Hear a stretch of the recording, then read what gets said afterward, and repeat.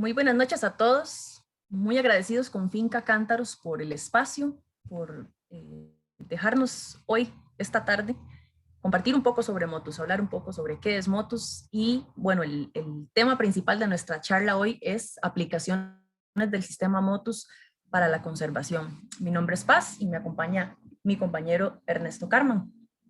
Buenas noches. Sí, igual, gracias a Cántaros y gracias a todos los que nos están acompañando. Así que la charla va a estar en dos partes. Primero va a ir Paz y luego yo terminaré con la segunda parte. Y podríamos dejar las preguntas, cualquier pregunta que vayan haciendo, para el final. De acuerdo. Bueno, antes de hablar específicamente sobre las aplicaciones de Motus para la conservación, nos parece que es importantísimo hablar sobre qué es, ¿verdad? ¿Qué es Motus? ¿Para qué sirve? ¿Y cómo funciona? Bueno, por una cuestión técnica, el internet nuestro no está así funcionando a la perfección. Entonces vamos a quitar la cámara para que la presentación fluya mejor. Listo. De acuerdo. Listo, entonces vamos a empezar primero hablando sobre qué es Motus. Empieza a hablar. Entonces pasa. De acuerdo. Bueno, ¿qué es Motus entonces? Motus es varias cosas. Podríamos empezar diciendo que es un sistema de seguimiento de fauna silvestre. Es también una red colaborativa de estaciones de monitoreo que utilizan la radiotelemetría automatizada en la que diferentes investigadores colocan radiotransmisores, organismos pequeños, organismos voladores pequeños como los que están viendo en este momento, aves, insectos o incluso murciélagos también. ¿Qué significa? ¿Qué es la radiotelemetría? La radiotelemetría o telemetría es básicamente la transmisión de datos o información de un aparatito que se le coloca a las aves o a los murciélagos o a los insectos, y en este caso sería este que estoy señalando, digamos el que tiene este Catharus ustulatus, ese aparatito se llama transmisor.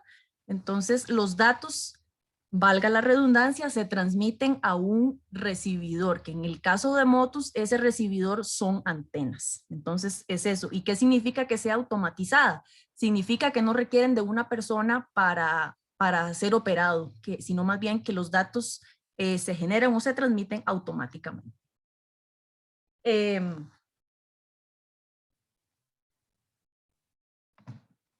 momentito. Bueno, ¿qué significa entonces que sea una red colaborativa? Ese hecho de que sea colaborativa, en ese término reside el concepto, la idea principal o la filosofía, por decirlo así, de Motus. Es colaborativa porque a esos animales o a esos organismos a los que se le colocó un transmisor, esos transmisores van a ser detectados por el resto de estaciones que están en todo el continente. Entonces, por ejemplo, por ponerles un ejemplo de por qué es colaborativa, supongamos que quisiéramos estudiar a este pajarito, ¿verdad? Que la época de los migratorios aquí en Costa Rica lo vemos comúnmente, es el cacique veranero o el Icterus gálbula. Supongamos que quisiéramos estudiar la ruta migratoria de esta especie. Bueno, ellos se reproducen aquí en el centro y este de Norteamérica. Entonces, para estudiar su ruta migratoria tendríamos que ir a capturarlos a Estados Unidos o a Canadá. Y después tendríamos que colocar o instalar estaciones Motus, imaginen, desde Norteamérica y por todos los países por los que atraviesa el ave, todos los países neotropicales, ¿verdad? Donde él hace su ruta migratoria. Entonces sería colocar básicamente estaciones desde Norteamérica hasta Colombia, ¿verdad? Que es donde ellos llegan. Esto prácticamente es imposible, ¿verdad? Por cuestiones de esfuerzo, de tiempo y sobre todo de dinero. Entonces, por eso es que Motus es una red colaborativa, porque, bueno, si ven ese mapa, todos esos puntitos amarillos corresponden a una estación Motus. Entonces, vean que está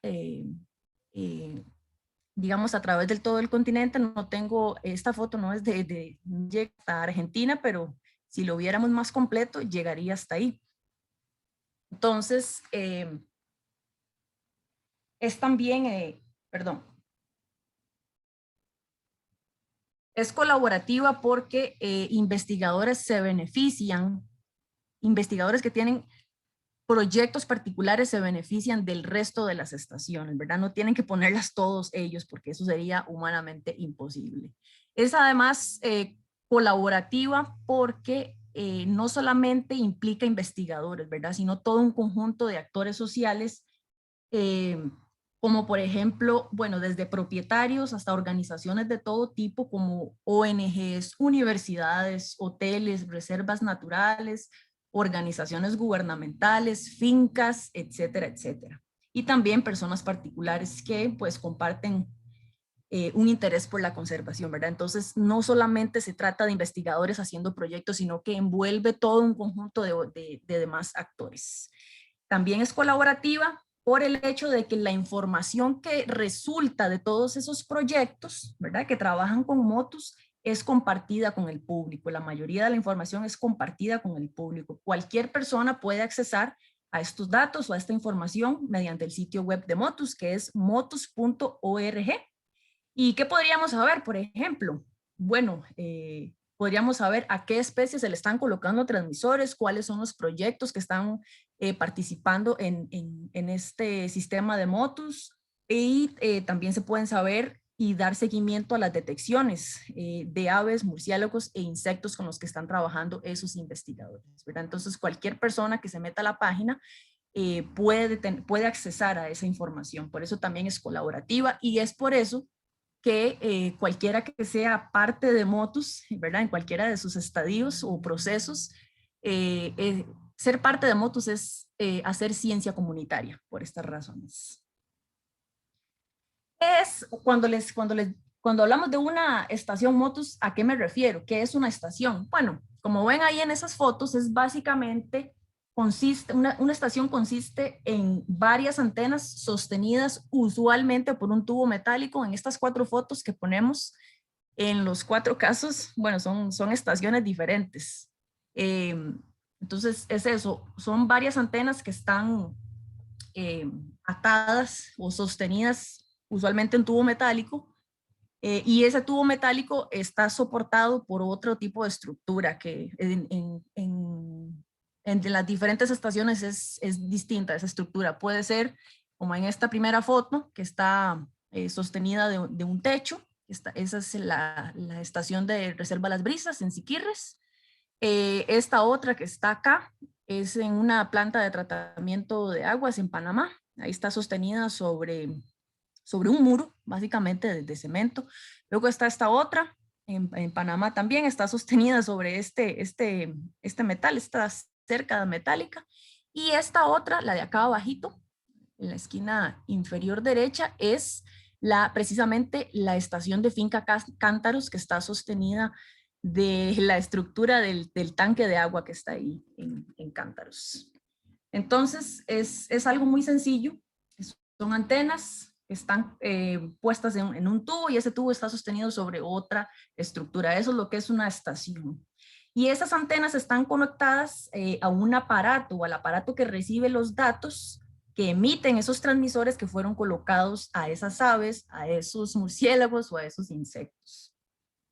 Ese recibidor que les comento lleva el nombre de Sensor Station o Sensor Node, dependiendo de la compañía que lo fabrique.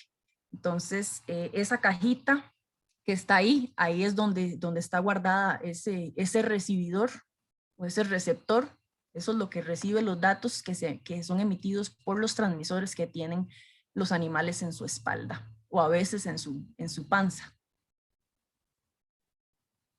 ¿Y cómo es que funciona esta cuestión de Motus? Bueno, es muy sencillo. Básicamente, un transmisor es colocado sobre la espalda de un ave, de un insecto, de un murciélago. Ese animal es liberado y cuando pasa por una antena, por el rango de detección de una de esas antenas de Motus, esta va a captar la señal de ese transmisor y se detecta entonces de esta forma la presencia de ese animal, de esa ave, de esa mariposa, de esa libélula, de ese murciélago. Y esos datos se emiten al software de Motus que está en Canadá. Es así sencillo. Entonces, un ave con un transmisor, un organismo con un transmisor, ese transmisor es detectado por la antena y esos datos se suben al software de Motus. Así es como trabaja cada estación. Esta foto que ponemos acá, bueno, estos son ejemplos, imágenes reales de cómo se ve un transmisor. Este es de la tecnología de CTT, y bueno, estos trabajan con una frecuencia de 434 y este blanco, que es el que se coloca más, ese trabaja con una frecuencia de 166 MHz. Entonces así es como básicamente funciona. Y pues ahora Ernesto va a hablar específicamente de las aplicaciones del sistema Motus para la conservación. Muy bien, muchas gracias, Paz. Entonces, quisiera abarcar un poquito cuáles son las respuestas que podríamos abarcar o que podríamos, las preguntas, perdón, que podríamos responder con el sistema Motus. Y luego repasar un poquito cómo estas investigaciones y respondiendo a estas preguntas nos pueden ayudar en conservación, con ejemplos muy particulares o específicos. Entonces, como mencionaba Paz, Motus se puede utilizar para una gran variedad de organismos, especialmente organismos que tengan algún movimiento sustancial, no individuos que se vayan a quedar, por ejemplo, como una culebra que no se va a mover demasiado, por ejemplo, pero incluso desde aves, murciélagos, libélulas o mariposas. Y en especial, Motus ha sido utilizado más que nada para especies más pequeñas, porque especies más grandes, como son gavilanes o cigüeñas, rapaces en general, pueden, por el tamaño que ellos tienen, pueden llevar la carga de un transmisor más grande, un transmisor de otra tecnología, por ejemplo. Entonces, como es el caso de muchos de estos gavilanes, pues lo que les colocan son transmisores pues, satelitales y son mucho más funcionales en este sentido porque dan datos mucho más precisos, pero todo va dependiendo del el peso que pueda soportar el ave y usualmente se trabaja con el dato de que el transmisor que le coloquemos a un ave o a un organismo no puede sobrepasar entre el 3 o el 5% de su masa corporal. Entonces, entre más pequeño sea el organismo, pues más pequeño tiene que ser el transmisor. Y obviamente hay un límite inferior. La limitante con Motus va a ser en el caso de las especies mucho más pequeñas. Este ejemplo es muy bonito, el de este abejorro, un bombus con un transmisor, y ese es de los más pequeños que estamos utilizando con Motus en este momento, que los más pequeñitos están más o menos en 0.13 gramos. Entonces eso es minúsculo. Y a como va la tecnología, pues rápidamente estoy seguro que el año entrante, si no antes, van a estar un poquito más livianos y más livianos. Entonces, para especies más grandes, se puede utilizar otra tecnología que te puede brindar mejores datos, pero con Motus lo que ha sido el gran avance es con las especies más pequeñas. Entonces vamos a entrar con algunos casos particulares de estudios que se han realizado con la tecnología Motus y empecemos con lo que son invertebrados. En este caso, con dos especies de insectos, uno que es la mariposa monarca, el Danaus plexippus, que está presente en Costa Rica, pero la población de Costa Rica no es migratoria, es residente. Entonces la población de Norteamérica, esa sí realiza ciertos movimientos de migración. Y luego otra libélula que es grande, verde, que se llama Green Darner en inglés, el Anax junius. Ese es el otro, es la otra especie de estudio que voy a mencionar en este momento. Entonces, con los transmisores, estos chiquititos que están viendo ahí, y de hecho voy a aclarar que este estudio se llevó a cabo creo que en el 2015, hace varios años ya, Esos transmisores todavía eran muy pesados, sobrepasaban por mucho pues el peso indicado de un transmisor para un organismo, estaba por encima del 5% de la masa corporal, entonces obviamente iba a tener algún impacto sobre los movimientos de estos individuos. Pero lo que lograron determinar con este estudio fueron datos, por ejemplo, como la velocidad máxima a la cual volaban, ¿verdad? Y en este caso con la mariposa monarca alcanzaban hasta 31 kilómetros por hora y lograban avanzar en algunos casos hasta 143 kilómetros en un solo día para una mariposa. Luego con las libélulas, algunas con viento de cola, obviamente con un poquito de ayuda del viento, pues iban más o menos 77 kilómetros por hora y lograban avanzar pues también más de 100 kilómetros en un día.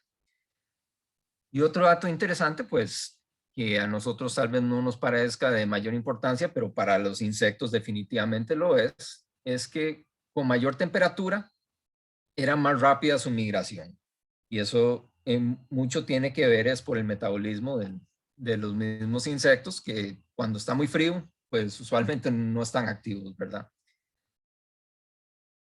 En esta imagen podemos ver lo que son las rutas que detectaron las estaciones Motus. Esto es en el norte de Estados Unidos, donde están los Great Lakes, los grandes lagos. Entonces, entre el norte de Estados Unidos y Canadá. Y cada uno de los puntos grises que se ven a través del mapa son ubicaciones de estaciones Motus. ¿Okay?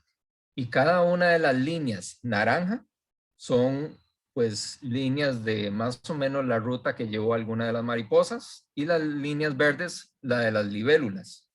Y se puede notar un patrón muy interesante. Entonces, donde están los puntos que son como estrellas y arriba, es el sitio donde se les colocaron los transmisores y se ve que casi todos llevan el mismo rumbo, ¿verdad? Hacia el sureste y luego empezaban hacia el suroeste, siguiendo la Tierra ahí. Entonces ahí los puntos negros son las estaciones que realmente detectaron a los individuos que iban pasando. Entonces realmente se van uniendo los puntos. Cada vez que pasan cerca del rango de detección de alguna de esas antenas, eran detectados. ¿Okay? Entonces este es un caso interesante de estudio con insectos. Y esto trae a mente pues algunas cosas como especies aquí en Costa Rica y Latinoamérica que bien se podrían estudiar de una manera similar, ¿verdad? Como es la mariposa esta, la colipato, la Urania fulgens, que perfectamente muchas de las preguntas que tenemos sobre sus movimientos migratorios en un futuro no muy lejano se podrían responder con esta misma tecnología. Ahora pasemos a otro grupo, que son los murciélagos. ¿Okay? En este caso, un estudio también hace varios años en el mismo área de los Grandes Lagos, y eran varias especies de murciélagos, y en este caso el de pelo plateado, y se ve, este era con emigración de primavera, entonces este más bien era hacia el norte, y se ve el punto blanco, es donde les colocaron los transmisores, y luego todas las líneas yendo hacia el norte. ¿Okay? Entonces, de igual modo, se van uniendo los puntos y vamos creando líneas que representan rutas migratorias. Y en el caso de las aves, pues las aves es el grupo en el que más se ha trabajado con motus. Hay muchísimos estudios y muchas publicaciones, pero voy a enfocarme en uno en particular, con una especie que sí pasa por Costa Rica, que es el Gray-cheeked thrush, o el zorzal cachetigris, el Catharus minimus. Entonces, esta es una especie que se reproduce también en Canadá y muy al norte en Estados Unidos, la mayoría en Canadá, en el bosque boreal, y migra hasta Sudamérica.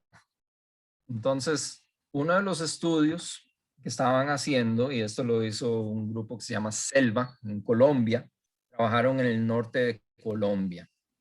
Y lo que estaban tratando de determinar era qué implicaciones tenía el hábitat, si era hábitat de buena calidad o hábitat de no tan buena calidad, si eso tenía algún efecto sobre la estrategia migratoria de las aves pues, migratorias.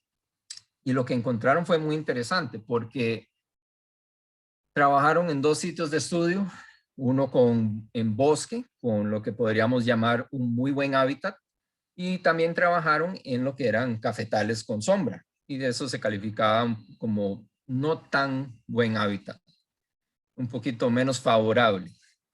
Y lo que determinaron fue, pues los que estaban en buen hábitat, sí, incrementaban más de peso, y esos individuos migraban de manera muy distinta a las que estaban en hábitat menos favorable.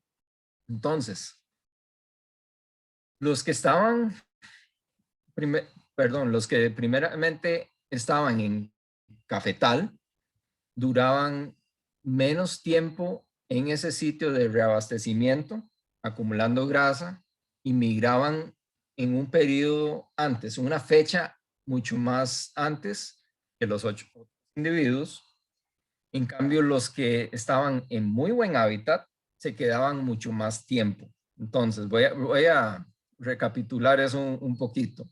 Pues los individuos que no estaban en tan buenas condiciones, con menos recursos, migraban antes que los que sí tenían más recursos. Entonces, en este caso, migraban desde el norte de Colombia hasta Canadá de diferentes maneras. Los que tenían menos recursos, menos combustible, menos grasa acumulada, tomaban más tiempo, se iban antes, pero tomaban más tiempo en llegar a donde iban, a sus sitios reproductivos en Canadá. Pero los individuos que sí estaban con muchos mejores recursos, se quedaban más tiempo en el trópico y migraban hasta el puro final y hacían un vuelo más directo. Entonces los individuos que tomaban más tiempo llegaban a la misma vez, pero se tenían que ir antes, iban haciendo como de brinquitos. Los que pegaban el vuelo directo, pues esos de hecho volaban casi 4,000 kilómetros en un solo vuelo. Y con todo esto es básicamente que el hábitat, si es bueno, favorable o no es tan bueno, puede influenciar la manera en la que migran los individuos. ¿Okay? Para poner un ejemplo de un posible estudio que se podría realizar acá en Costa Rica, eventualmente, si a alguien le interesa, si hay alguien viendo que le interesa, pues hola, poner la espinita ahí. El pájaro campana es un buen ejemplo de una especie de ave residente que realiza movimientos migratorios que van desde Costa Rica, incluyen Nicaragua y también Panamá, basado en un solo estudio que se ha hecho, que fue a principios de los 90.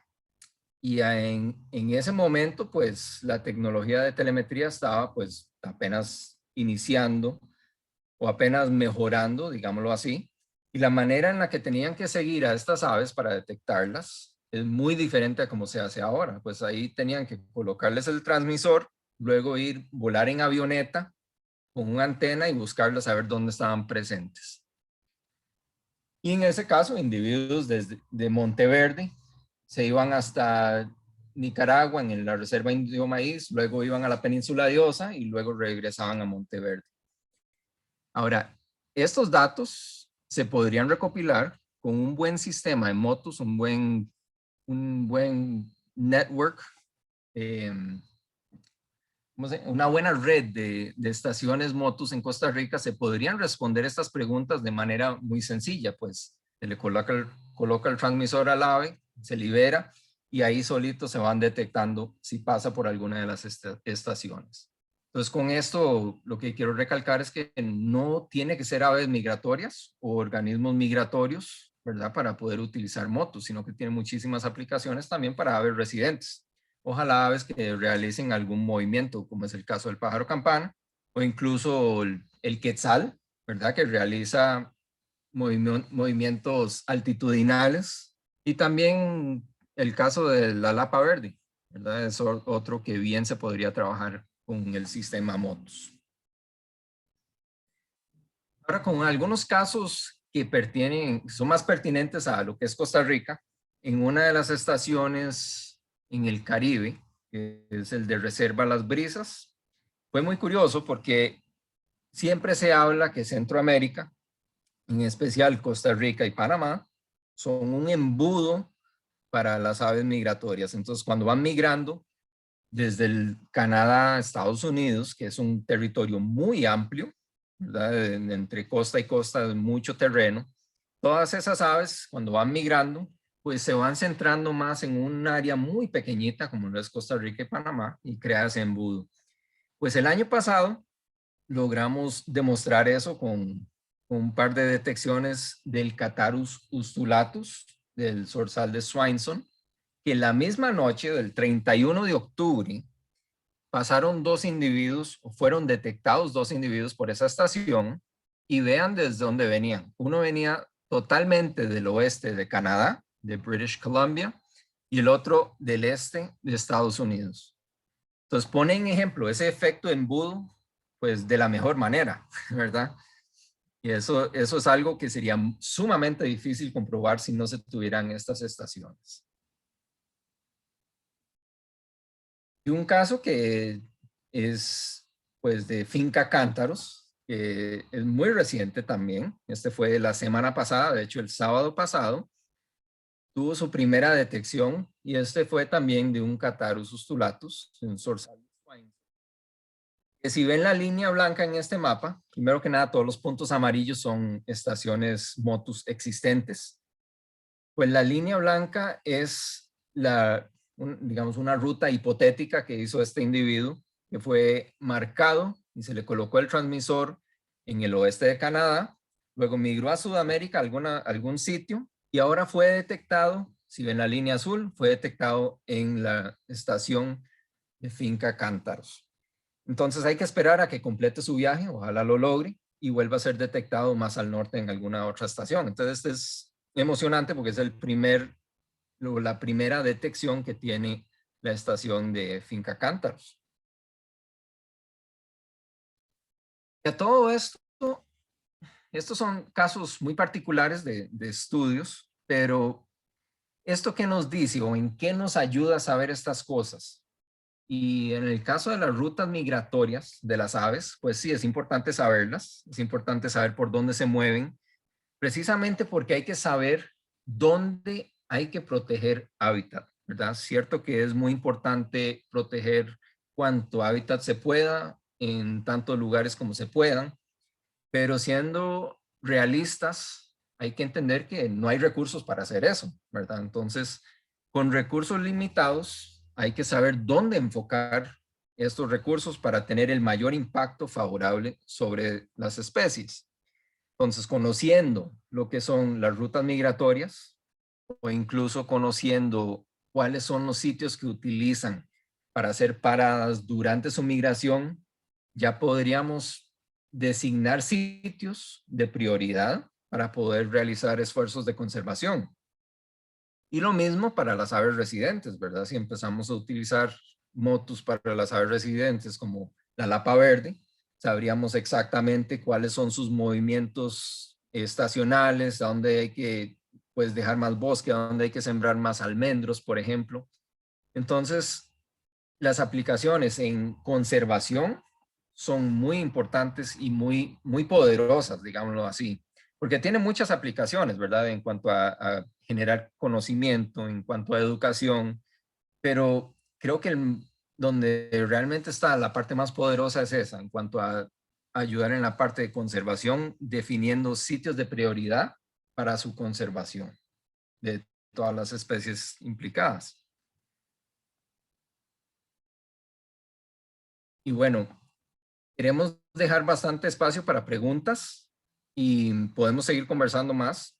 Pero sí agradecer a Motus y a Proyecto Cerulia, del cual somos parte, Paz y yo, y a Finca Cántaros por permitirnos estar por acá. Y bueno, a ver si tenemos alguna pregunta. Esperar ahí que Randall nos avise. ¿Quieres agregar algo? Bueno, una vez más quisiéramos extender la invitación e instar a pues, estudiantes, investigadores de Costa Rica, de Centroamérica, en general de Latinoamérica, a que desarrollen sus proyectos y que aprovechen la tecnología que ofrece Motus, ¿verdad? Y también, pues, recordar también que parte del objetivo de Motus es, pues, entre más estaciones, la información es más completa. Entonces, en eso trabajamos. Bueno, Ernesto y yo estamos involucrados hemos ya instalado varias estaciones Motus, las dos de Costa Rica. Hace poquito estuvimos también colaborando en la instalación de estaciones Motus en Panamá.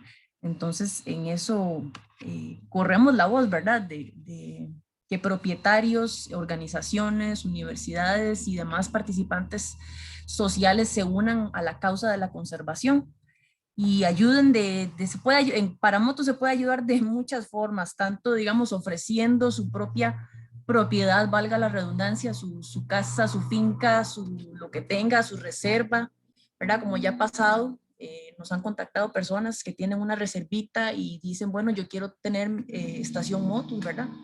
Son personas que están interesadas en la conservación y en aportar un poco, entonces, ya, y algunos pueden aportar desde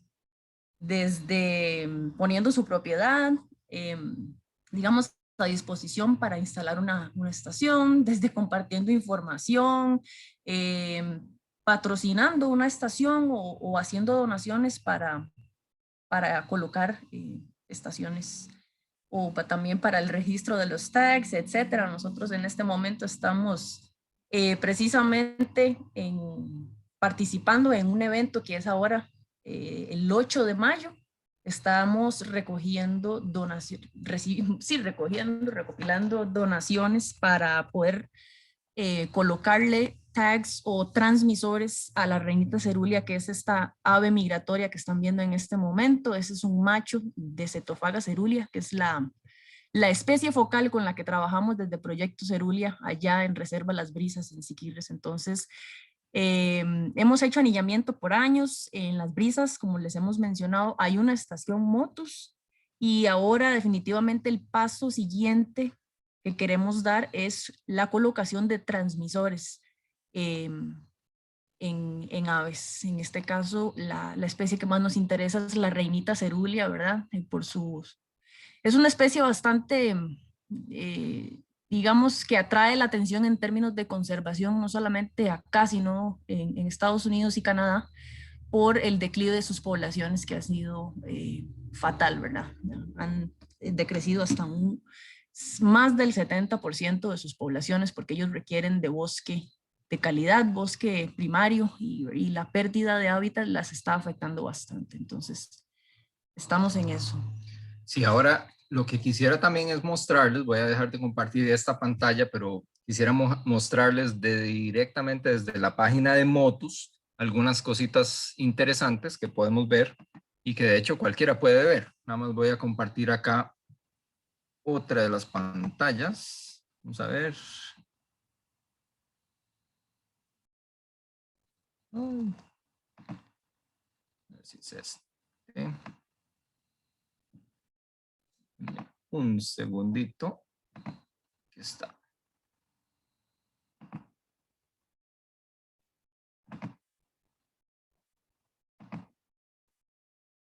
Ok. Entonces, algo que queríamos mostrarle rápidamente era lo que se ve cuando se entra a la página de Motus. A ver si nos da el internet. Ahí está.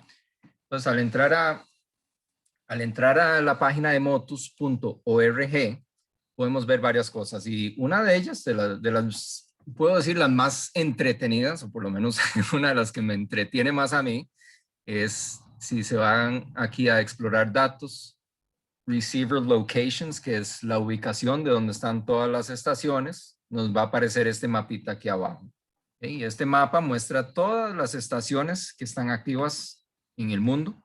Como ven, la mayoría está en el este y noreste de Estados Unidos y parte de Canadá, pero se ha ido expandiendo muchísimo. Centroamérica, Sudamérica, se ve el gran vacío. ¿verdad? Pero ahí va a ir creciendo rápidamente. De hecho, en Costa Rica ahorita contamos con 2, pero ya esperamos que antes de migración de otoño ya contemos con 10 estaciones instaladas. Entonces, al acercarse al mapa un poquito, ahí se ven las 2 estaciones de Costa Rica y nos acercamos un poquito más. Ok. Si ven, el punto es la ubicación exacta de donde está la estación y este lacito que tiene es el rango hipotético que tiene cada antena. Entonces, en el caso de las brisas, cuenta con, que es esta estación de acá, cuenta con 2 antenas, uno que apunta casi hacia el este, el otro hacia el oeste. Cada una de esas antenas tiene un rango de detección de 15 kilómetros si no hay obstáculos. Entonces, cada estación, si tiene 2 antenas de esta manera, está creando una barrera de casi 30 kilómetros, por el cual si pasa alguna ave migratoria, la va a detectar. ¿Okay? Entonces, aquí está la de Cántaros, en el sur, y la orientación de las antenas, eso pues lo decidimos, pues si somos nosotros los que estamos colocando la estación o instalándola, somos nosotros los que podemos decidir eso, o si no, alguna otra entidad que esté involucrada con la colocación, pero va a depender de varias cosas y en este caso puede ser visibilidad, pues se va a colocar donde haya mejor visibilidad. No queremos apuntarlo directamente hacia una montaña cercana porque no va a captar nada o muy poco, por lo menos su rango va a ser reducido. Entonces buscamos buena visibilidad y como pues el propósito de estas primeras estaciones es más que nada detectar aves migratorias a las cuales se les ha colocado transmisores en otros sitios, pues la orientación de las antenas va más o menos perpendicular a la mayoría del movimiento de las aves migratorias. ¿Okay? Entonces, en el caso de Cántaros, estamos tratando de cubrir lo que es el Valle de Cotobruz, acá, ¿okay? Y con una continuación del Valle del General, donde hay mucho movimiento de aves en ambas direcciones, de aves migratorias. Si le damos clic propiamente a la estación, nos va a aparecer esta ventanita que nos dice un poquito de información sobre la estación cuando se inició. Acá nos dice cuántos tags, que el tag se refiere a transmisor, cuántos ha detectado. Ahora, en este caso dice 3. Si le damos aquí a Table, nos van a aparecer cuáles son esas 3 detecciones que tuvo. ¿Okay? Los primeros 2, pues son 2 transmisores de prueba que utilizamos para ver que estuviera funcionando la estación. Y el tercero, que fue el del sábado pasado, que les estuvimos contando, de un Swainson's Thrush. Entonces, dándole clic a este Swainson's Thrush, nos va a dar un poquito más de información sobre ese individuo. ¿Okay? Le damos mapa. Nos va a enseñar dónde fue capturado la primera vez para colocarle el transmisor. ¿Okay? Y en este caso se ve acá.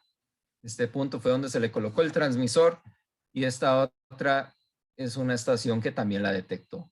¿Okay? Y acá está la de Finca Cántaros.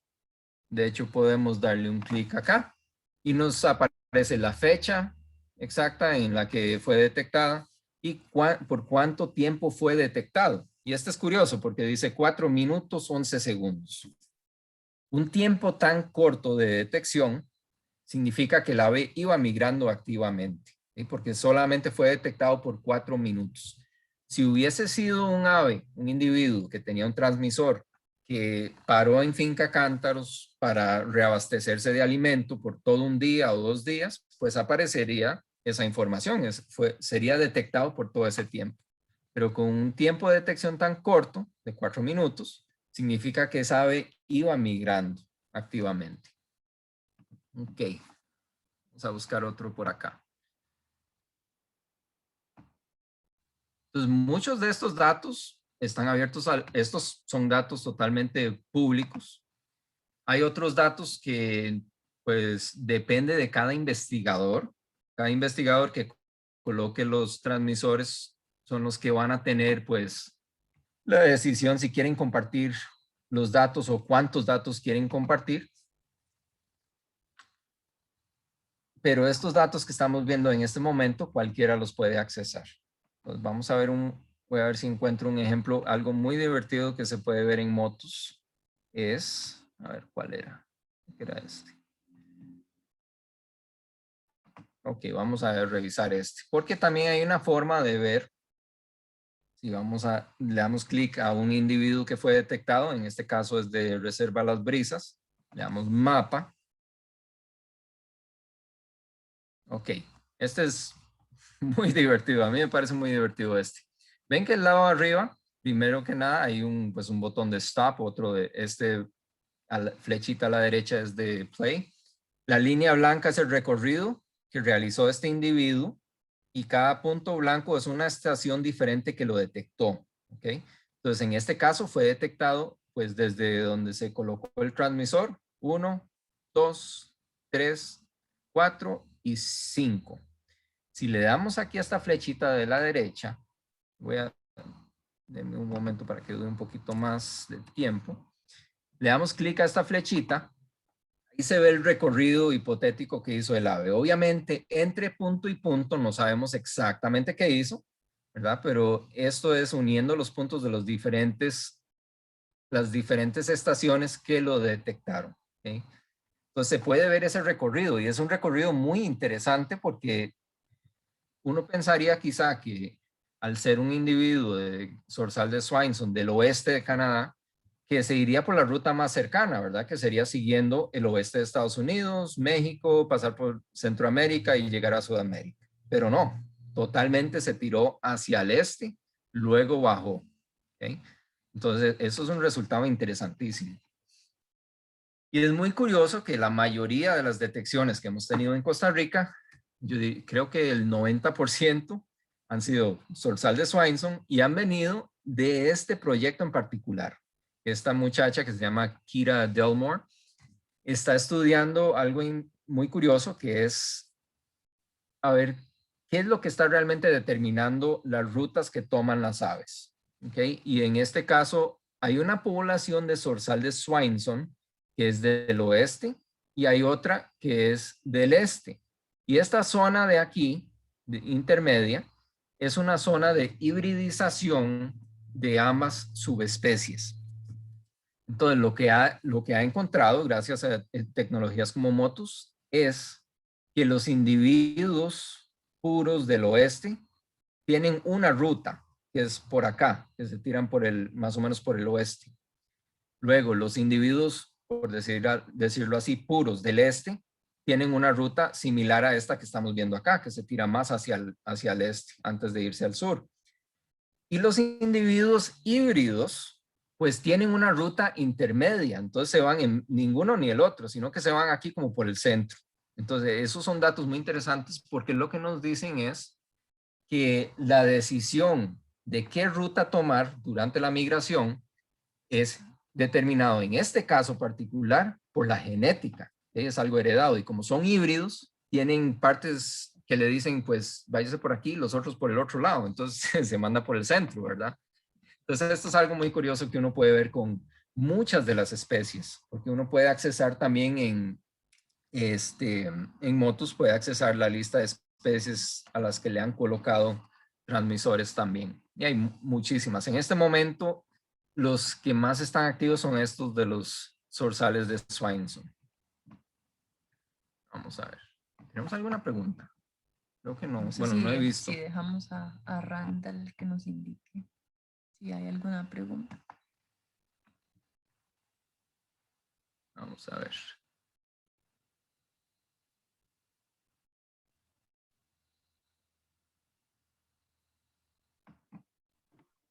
Sí, Paz y Ernesto, en el chat hay bastantes preguntas. Ok.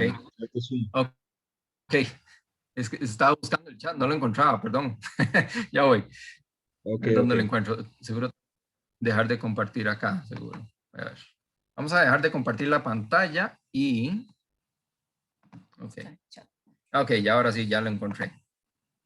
Perdón por la tecnología. Ok. Vamos a empezar desde arriba. ¿Cuáles son las especies que más tienen transmisores?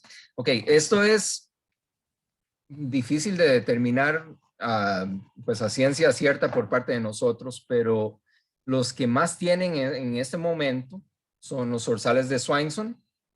Y esto va a variar porque cada transmisor, dependiendo del tipo de transmisor, va a tener una vida útil, que es la vida útil de esa batería. En el caso de los zorzales de Swainson, esas baterías andan durando unos 9 a 10 meses si les va bien. Entonces significa que un individuo que le colocaron un transmisor en julio, agosto del año pasado, pues se logra recopilar la información de migración otoñal hacia el sur, luego hacia el norte y luego la batería se va a morir. Entonces, si vemos la lista de especies que se les ha colocado transmisores, obviamente muchos de esos transmisores ya no están en funcionamiento por cuestiones de que la batería ya dejó de funcionar. Y entre más grande el transmisor, más grande la batería. Entonces, las especies más grandes tienen la capacidad de tener baterías que duran mucho más tiempo. Esto en el caso de este tipo de transmisor en particular. Hay otra compañía que hace una, Paz les enseñó antes, que trabaja en otra frecuencia, pero también sirve en motos. Y esas, de hecho, tienen una fotocelda y trabajan, pues, hasta que se muera el pájaro. Porque hasta que el pájaro que caiga al suelo y no le pegue sol, pues, hasta ese momento va a trabajar. Pero todo depende de la pregunta a la que queremos responder. Porque estas que tienen fotocelda solo trabajan de día, cuando hay sol. Entonces, si queremos registrar aves que están migrando de noche, como los zorzales de Swainson, no nos va a ser de mucha utilidad, ¿verdad? Pero para otros proyectos es sumamente útil. Y también uno puede saber a qué aves o especies, no solamente aves, sino a qué especies les están colocando transmisores, digamos, en el tiempo en curso, digamos, en este momento. Si quieren saber a qué especies les están colocando transmisores, pueden accesar ahí en la página de Motus. Hay una sección donde uno puede saber. Pero aquí, por lo menos en Costa Rica, los que más se han detectado es, como ha dicho Ernesto, los Catarrus ustulatus, los Swainson's thrush. Sí, perdón. No, bueno, la siguiente pregunta. No. Y también en este momento sé que en Sudamérica en Colombia le estuvieron poniendo bastantes transmisores a Blackpoll Warbler, Cetophaga striata, que es bastante escasa en Costa Rica. Entonces esa es otra que pues al rato tengamos suerte y se detecte alguna, pero la mayoría creo que ya van llegando a Estados Unidos y Canadá. Entonces la segunda pregunta dice 4,000 kilómetros en un solo vuelo. ¿Se sabe cuánto tiempo duró en hacerlo? Creo que esa está sobre el Catarrus minimus, sí. Ese Catarrus minimus, si no me equivoco, tendría que leer bien la publicación de nuevo, pero si no me equivoco, ese vuelo fue como de 3 días y medio o algo así. Entonces, son vuelos sumamente largos, ¿verdad? Y no paran. Si están en buenas condiciones, ellos quieren acabar con la migración lo más rápido posible, especialmente en primavera, que tienen prisa en llegar y establecer su territorio.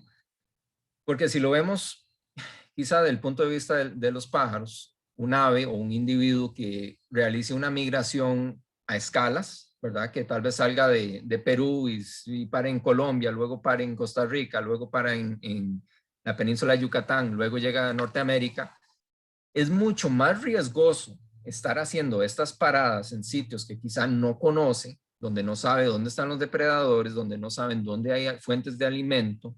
Es mucho más riesgoso de estar haciendo estas paradas y ir de a poquitos que hacer un solo vuelo largo, ¿verdad? Entonces, cuando las aves están en buenas condiciones, hacen esos vuelos largos en muchos casos, increíbles, ¿verdad? Que para nosotros es casi como, ¿cómo lo hacen?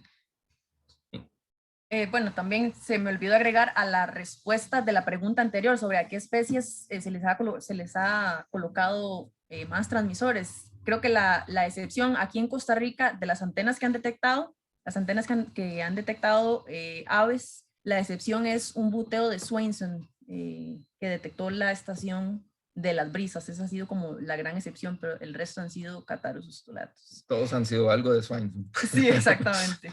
En la siguiente pregunta, ¿en qué lugares de Costa Rica tienen antenas de motos? En este momento hay dos antenas, una que está en Reserva Las Brisas, en Siquirres, y la de Finca Cántaros, que está en San Vito de Cotobruz. Y como Ernesto les indicaba, vienen 10 estaciones más para Costa Rica, ¿verdad? Si todo sale bien. De hecho, voy a compartirles la pantalla de Google Earth, a ver si me funciona acá, para que vean cuál es el plan para todas estas estaciones.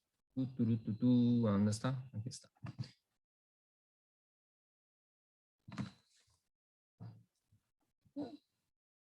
Ok, a veces, bueno, a veces ¿Y ese en creo Google que Zoom no le gusta a veces Google Earth. Debemos mostrarle ok, vamos a ver, creo que ahora sí se está viendo.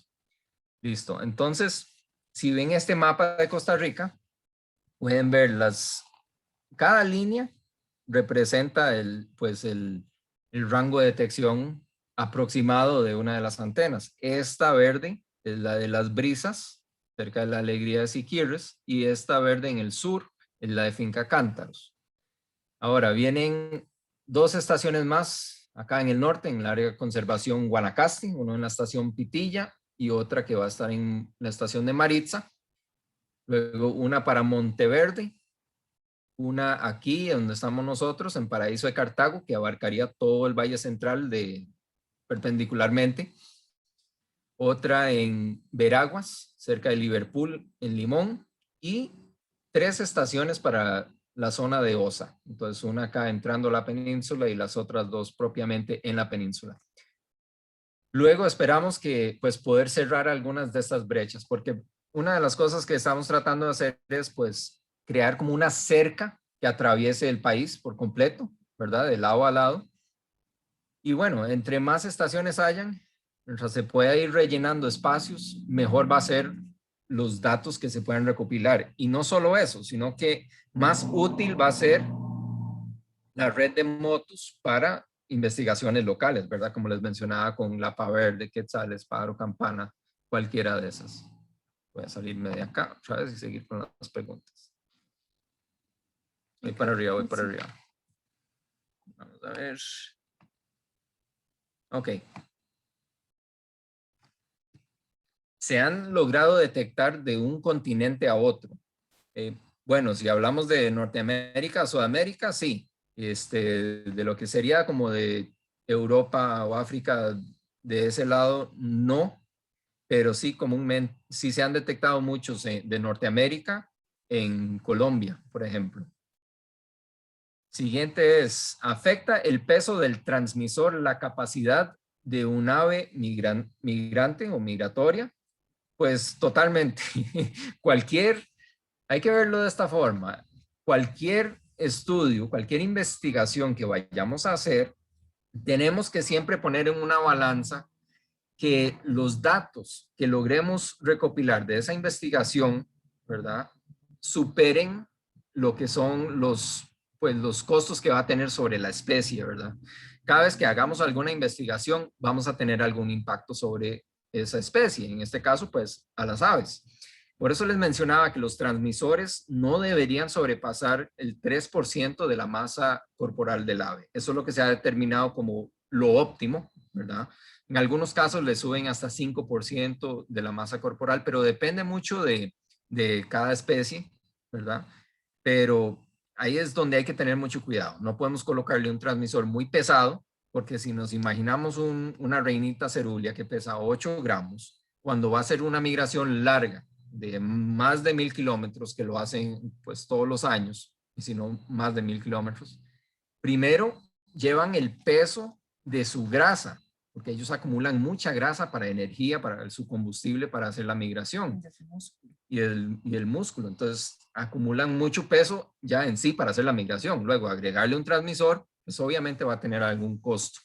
La forma en la que se le coloca propiamente el transmisor no quisiera decir que no les estorba. Eso va colocado en la parte más o menos de la espalda baja, en la mayoría de las aves, y es un lacito que va sobre cada una de las piernas. Entonces, a las alas no les estorba para nada, que es la parte más importante. Pero en cuanto al peso, sí hay que tener cuidado, pero siempre hay que tener ese balance, que lo que le vayamos a hacer al ave, pues por lo menos los datos que recopilemos sean de mucho mayor peso y sean de mayor beneficio para la especie. Entonces es un poquito de sacrificio en esa parte, pero tratamos de que ese sacrificio sea el menor posible. ¿Qué sigue acá? ¿Necesita algún mantenimiento en particular? La estación. ¿Se pueden hacer proyectos similares con tecnología como Arduino o es difícil? Bueno, básicamente el mantenimiento que requiere una estación es mínimo, ¿verdad? Simplemente hacer visitas cada cierto tiempo, cada, no sé, pueden ser cada 6 meses, dependiendo del lugar, ¿verdad? Hemos visitado lugares con estaciones donde están en una playa, ¿verdad? O están en una costa, estas van a sufrir más, ¿verdad? Por la sal, el viento, dependiendo de dónde están, ¿verdad? Imagínense en Norteamérica que tienen que batallar con la nieve y también con animales. Hemos escuchado de compañeros de motos en Estados Unidos y Canadá que tienen que batallar con los puercoespines, que son grandotes y roen el metal, ¿verdad? Del equipo de las estaciones. Pero aquí en Costa Rica, básicamente es como visitar cada cierto tiempito la estación y verificar que todo esté funcionando, el recibidor, que los cables estén en buen estado, que no haya humedad dentro del sensor station o del recibidor, de la cajita del recibidor.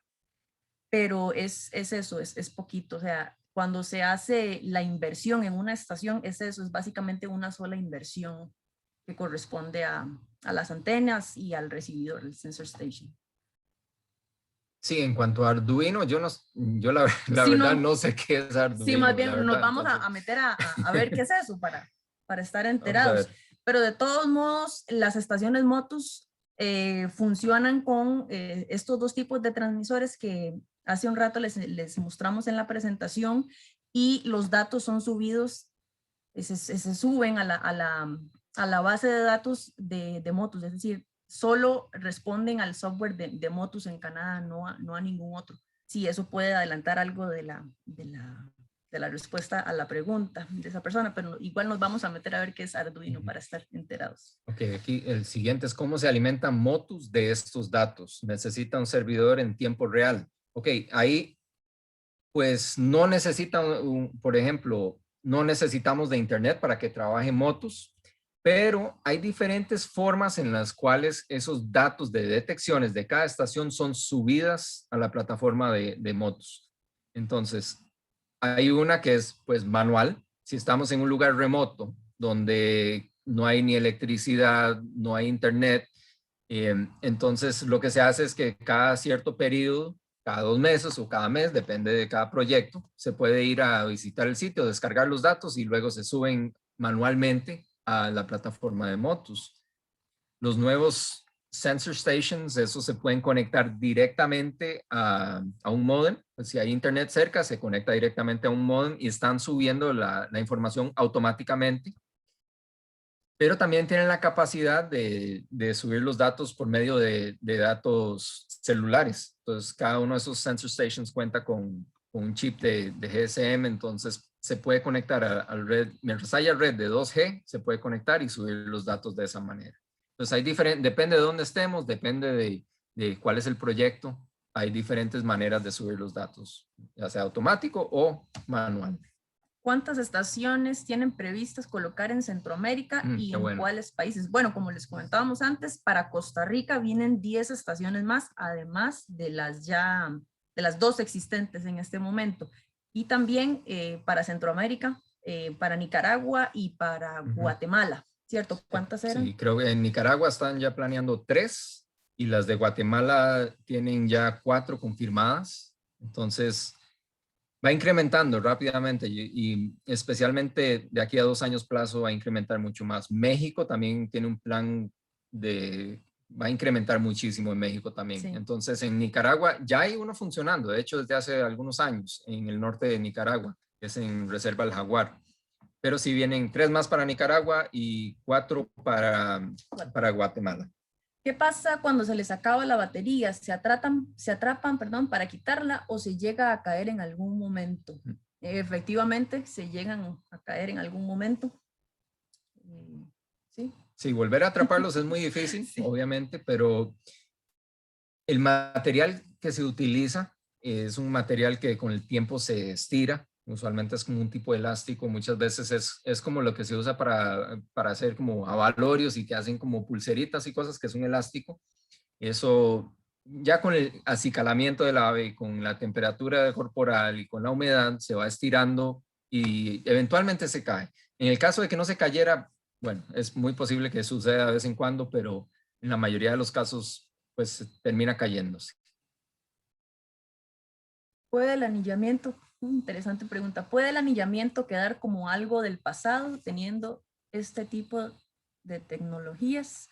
Bueno, es que el anillamiento y la red de motos, digamos, cumplen funciones distintas. Entonces, personalmente yo diría que no, que el anillamiento tiene una función importante, además de darle una identificación de individuo a individuo, ¿verdad? Darle ahí como un número de cédula a cada uno, pero además el anillamiento nos ayuda a responder otro tipo de preguntas, nos da otros resultados aparte de los que da Motus, que básicamente es el seguimiento de... hay un gato callejero ahí haciendo ruido. Prácticamente lo que Motus permite hacer es dar seguimiento de fauna silvestre, ¿verdad? Fauna silvestre que realiza movimientos migratorios. El anillamiento ya es para otras cosas. Sí, yo creo que se complementan, ¿verdad? La parte del anillamiento complementa mucho la parte de motos, con ese estudio de catarros mínimos que les mencionábamos, pues una parte del proyecto era anillamiento, atrapando las aves, marcándolas, colocándoles el transmisor, pero también recapturándolas en días siguientes para ver cuánta grasa habían aumentado. Y de esa forma sabían, bueno, estos que aumentaron tanto hicieron vuelos directos, estos que aumentaron menos hicieron vuelos con paradas, por ejemplo. Por ejemplo, allá en la reserva Las Brisas, sobre la cerulia, digamos, poniendo un caso específico, hemos podido saber la tasa de deposición de grasa de la especie, con poquitos individuos, ¿verdad? Porque cuesta mucho capturarlas y aún más recapturarlas. Pero en 2018 logramos, digamos, una buena cantidad de recapturas y vimos cómo la cerulia utilizaba la reserva Las Brisas como un sitio de reabastecimiento para continuar su viaje a Sudamérica, ¿verdad? Entonces eso, bueno, eso nos lo dio el anillamiento y así otro montón de aspectos interesantes. Sí.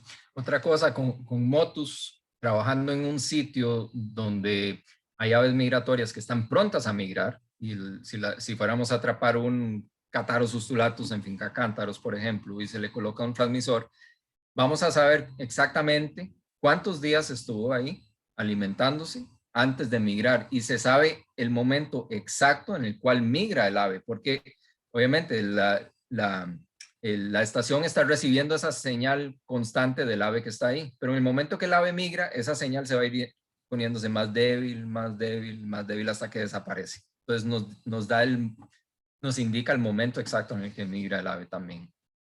¿Se sabe en qué lugar de Nicaragua se instalarán? Pues todavía no es certero, pero hay varias opciones que están analizando, todavía no se sabe exactamente. Y de todos modos, si quieren dar seguimiento a qué va de Motus en Centroamérica, en cualquiera de los perfiles mío o de Ernesto, también en la página de cerulia.org tenemos una sección de Motus, entonces ahí vamos a estar subiendo información y de todos modos pueden ingresar a la página de Motus, motus.org. ¿Más pregunta? Preguntan que si les interesa un lugar cerca de Juan Castro. Supongo que el Juan Castro Blanco y otro en los Chiles. Pues sí, realmente depende mucho del sitio, no tanto general, sino el sitio exacto. Porque, como les digo, puede ser una ubicación muy interesante en cuanto a migratorias, pero si está metida en un valle, no es tan útil. Pero lo que pueden hacer es enviarnos las coordenadas y podemos ver y tenerlo en mente definitivamente, porque sí, la zona de los Chiles es muy interesante, es un gran hueco que hay todavía, la zona de los Chiles, y lo que es Caño Negro sería un lugar excelente para poner una. Entonces, y ahí dice que es Hernán Araya el que nos pregunta, entonces si nos mandas las coordenadas de los sitios, podemos revisar y ver qué tal están. Me pareció que había una pregunta que era cuáles eran los requisitos para poner una estación. Básicamente es eso, lo que comentaba Ernesto, que no esté rodeado o que vaya a pegar con alguna montaña, ¿verdad? En ese rango de 10, 15 kilómetros, porque si no, no van a detectar nada o van a detectar poco, ¿verdad?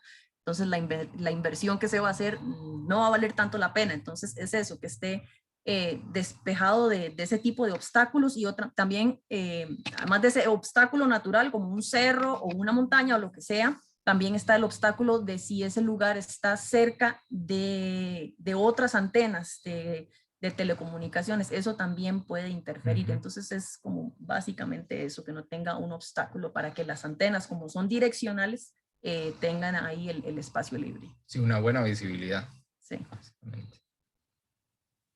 Ok, la inversión para instalar una antena, bueno, para instalar una estación, eso va a variar. Se pueden poner, digamos, por lo básico, se pueden poner hasta 4 antenas que cubrirían, digamos, 4 direcciones. Se puede poner norte, este, sur, oeste, por ejemplo. Pero mínimo hay que tener 2 antenas para que trabajen como están trabajando las de Cántaros y las de Las Brisas, ¿verdad? Para crear esa cerca. Entonces, contando una estación que tenga 2 antenas, pues anda más o menos en $3,000 por ahí para comprar todo lo que es los cables, lo que es el material local, lo que son las antenas en sí y bueno, y propiamente el tablerito electrónico, el sensor station o el sensor node. Entonces anda más o menos por ahí en unos $3,000 mientras no haya que comprar panel solar, porque si es un sitio sin electricidad, hay que colocar panel solar, ¿verdad? Entonces anda más o menos por ahí, como el mínimo, un promedio. O también a veces sucede que la antena tiene que colocarse en otra antena más alta, ¿verdad?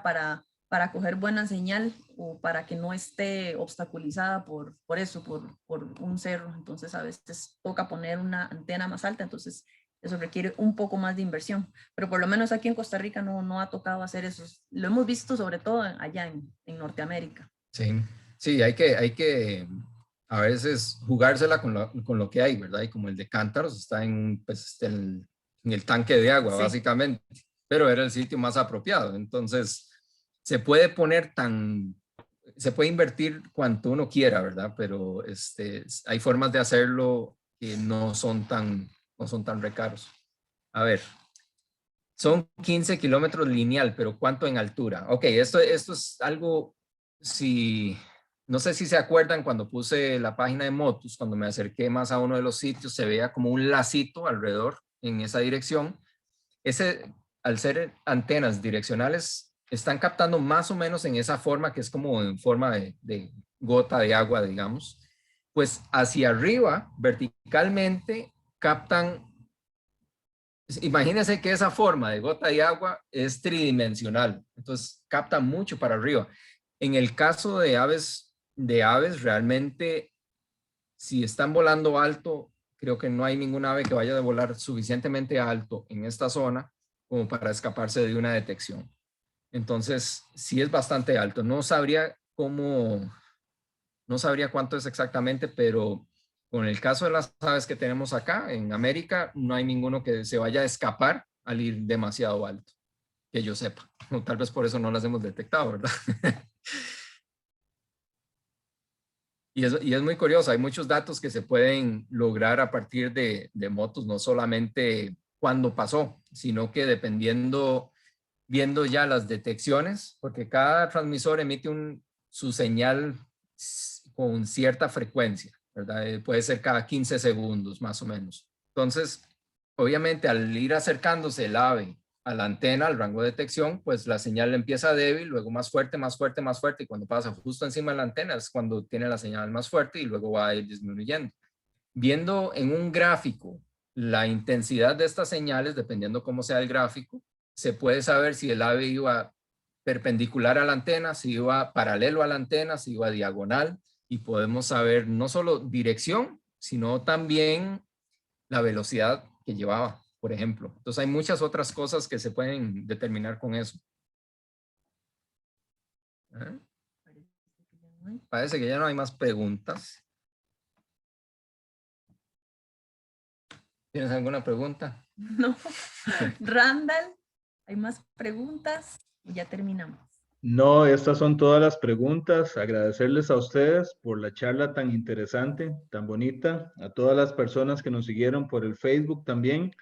Muchísima participación, muchas preguntas, muchas interacciones también. Demasiadas gracias, de verdad. A ustedes. Sí, A gracias a ustedes. Muchas gracias. Y ahí cualquier otra pregunta que surja, que alguien tenga, nos contactan, Facebook, lo que sea, ahí estamos. Ahí estamos. Con gusto.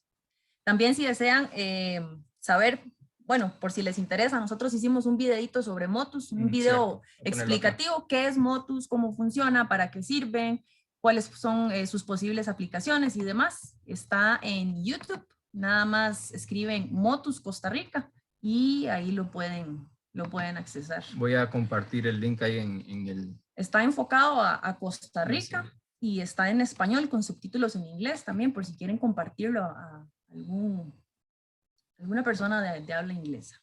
Sí. Bueno, y también, bueno, yo creo que ya mencionaste, ¿verdad? Que vamos a colocar transmisores este año.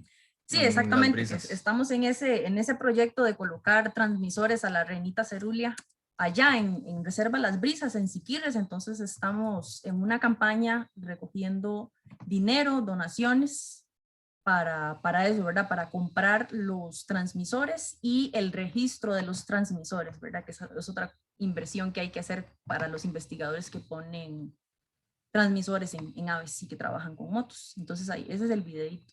Sí, entonces sí, cuando sea ya agosto, septiembre, manténganse al tanto para ver cómo nos va con la colocada de transmisores. Ya voy a pasar acá por el chat, por si ahí está el link.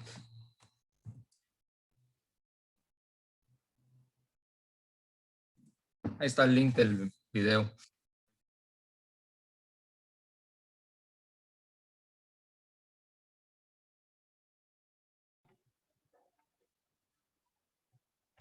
Perfecto, entonces yo lo voy también a pasar al chat de Messenger para que las personas puedan seguir el video, ¿verdad? Genial, muchas gracias. Perfecto, muchísimas gracias a usted, Randall, a Cántaros y a todos los que estuvieron acompañándonos y nos verán después. Sí, pura vida. Listo, muy buenas noches a todos. Buenas noches. Buenas noches.